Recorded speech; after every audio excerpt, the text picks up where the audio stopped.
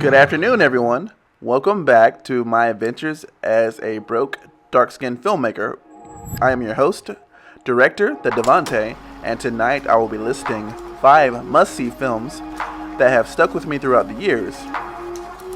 This is not really a top 5 list, so these are in no particular order. I am just going to list them by the date that they were released. And I feel like I should recommend these to everyone, so let's get started.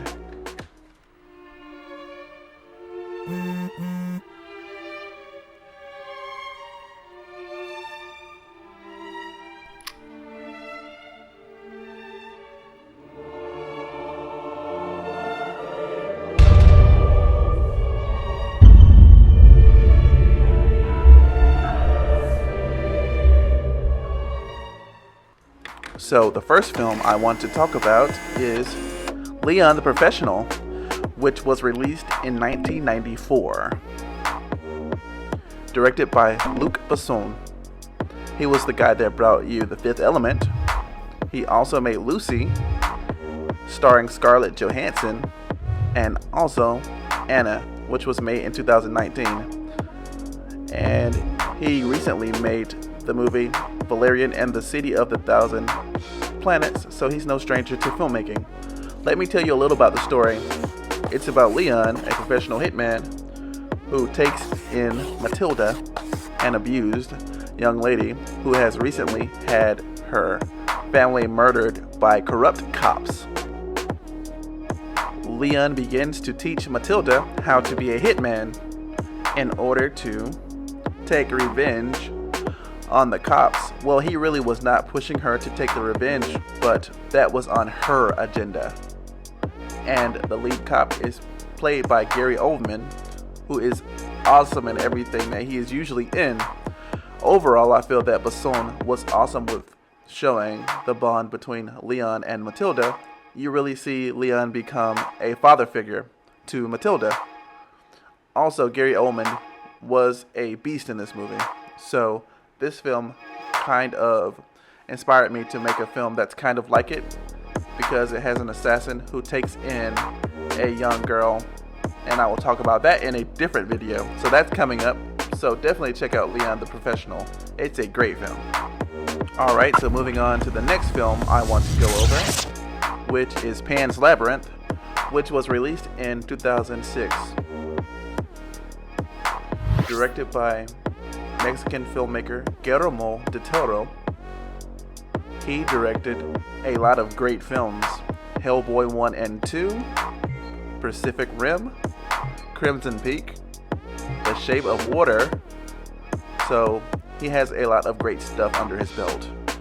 I know Shape of Water brought in a bundle of Academy Awards, such as Best Picture, Best Director, Best Original Score, and Best Production Design. So he's a great filmmaker. Pan's Labyrinth was probably my first Spanish film I watched. It was also probably the first movie I watched subbed, so that shows how great it is. I could not stop watching it. The film takes place in 1944 after the Spanish Civil War.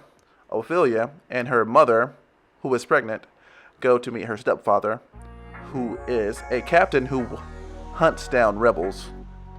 During their stay, she stumbles across an old labyrinth, and she finds a strange fond who tells her that she is the reincarnation of a fairy tale princess named Princess Mona, who is the princess of the underworld, who has lost her memory and is now living in the mortal world.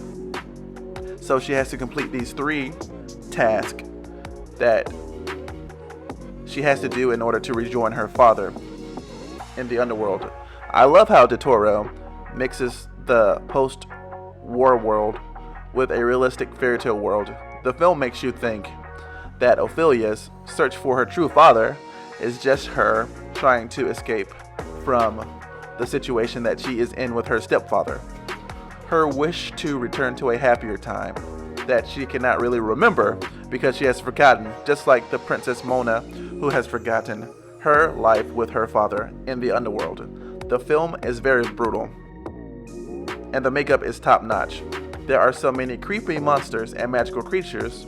The film just does a great job with the visuals. So overall, what influenced me about the film is how well that the fairy tale themes, imaginary things, mixed with the real world.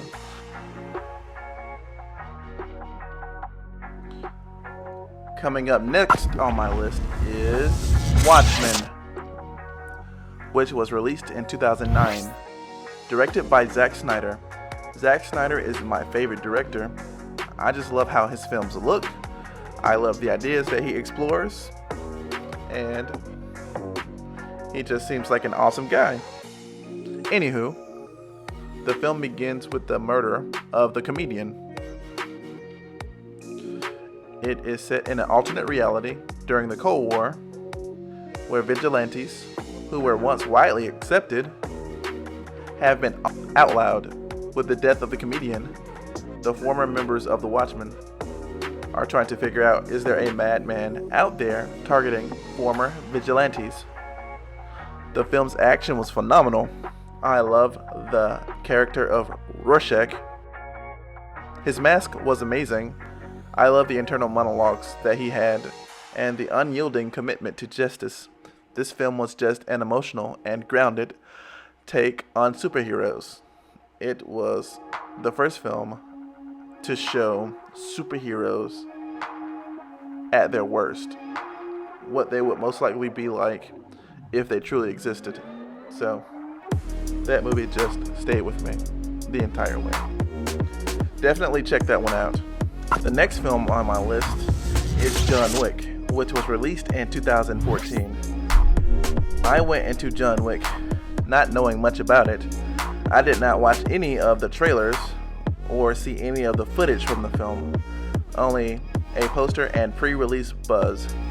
What I got was pure magic though. The film starts out with the death of his wife Helen to a terminal illness. Before her death, Helen had arranged for a puppy to be delivered to John to help him cope with her death. Now one day, Yosef, the son of a Russian gangster, breaks into his house and steals his car, but in the process, he also kills John's dog.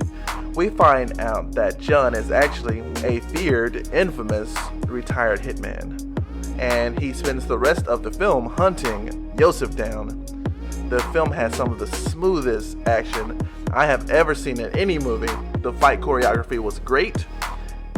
The person who directed this film, Chad Stahelski, was actually the stunt coordinator for the Matrix films. This movie was just so different from everything. It had the gritty look to it, the neon lights. Keanu Reeves did a great job in his performance as John. Definitely check that one out. The final movie I want to cover was Batman vs. Superman: Dawn of Justice, which was released in 2016. The film starts where the battle between Superman and Zod is happening in Man of Steel. We see the destruction of Metropolis through the eyes of Bruce Wayne, aka Batman. You just see how he is helpless, and he sees these gods in the air fighting, and he is like, man, I don't know what to do. And just that vulnerability sends him down a path to destroy Superman. This film is directed by Zack Snyder, and the cinematographer was Larry Fong. And I love how those two collaborate and make great effects and shots. It was just so much going on in this film. The introduction of Batman and Wonder Woman into the universe of Man of Steel. The fight between Batman and Superman it just had so much weight to it. You could feel every punch that Batman threw. You just saw how vulnerable he was at the beginning of the fight, and he also showed how vulnerable Superman can be by the end of the fight. And you actually got to see that, and you got to see a god bleed, a concept Zack Snyder revisited from the 300 film. It was just full of life, and it has the best Batman in my opinion. Ben Affleck did a great job. Definitely check out the 3-hour-long rated R version of the film that was released after it was released in theaters. Once again, thank you for watching, and I'll see you next time.